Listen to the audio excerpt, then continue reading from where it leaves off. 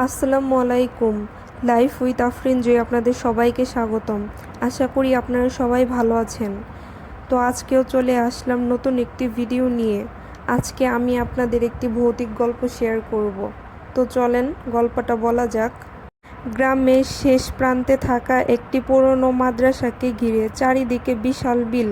বর্ষাকালে যেখানে পানি আর আকাশ এক হয়ে যায়, সেই বিলের ধারে দাঁড়িয়ে থাকা শত বছরের পুরনো মাদ্রাসাটিকে নিয়ে আজও গ্রামের মানুষ নানা ভৌতিক গল্প বলে। বর্ষাকালে মাদ্রাসার আংশিক ছাত্র নৌকায় করে আসতো।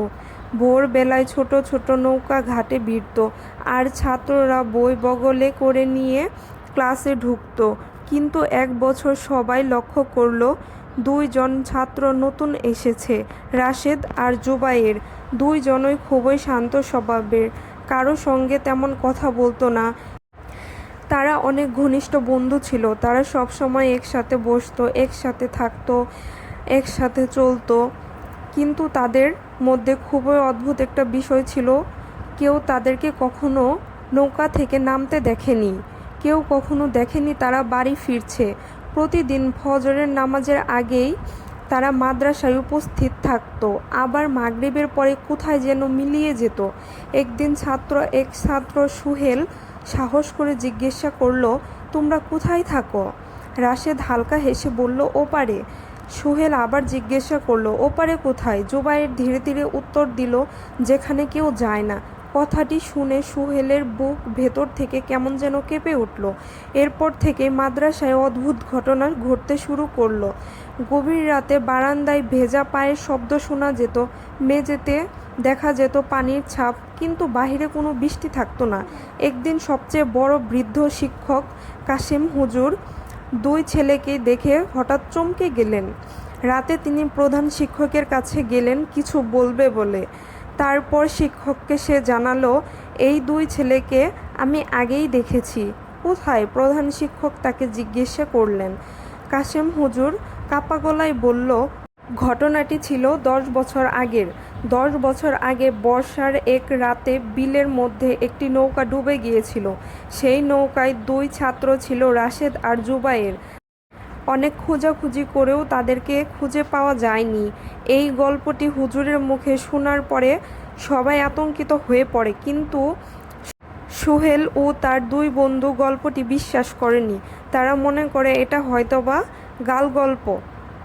তারা সিদ্ধান্ত নেয় কালকে ঘটনাটি তারা নিজ চোখে দেখবে। এর জন্য তারা ভোরের আগে ঘাটে লুকিয়ে পড়ে। পরদিন ভোর রাতে আকাশে মেঘ কালো, টিপ টিপ বৃষ্টি পড়ছে, চারিদিকে ঘন কুয়াশা। হঠাৎ তারা দেখতে পেল দূর থেকে একটি ছোট নৌকা ভেসে আসছে। নৌকার মাঝি নেই। নৌকাটি নিজে নিজেই ঘাটে এসে থামলো, আর নৌকাটির ভেতরে বসে আছে রাশেদ আর জুবায়ের। নৌকাটি মাঝি ছাড়া চলতে দেখে সুহেল ভয় পেয়ে গেল।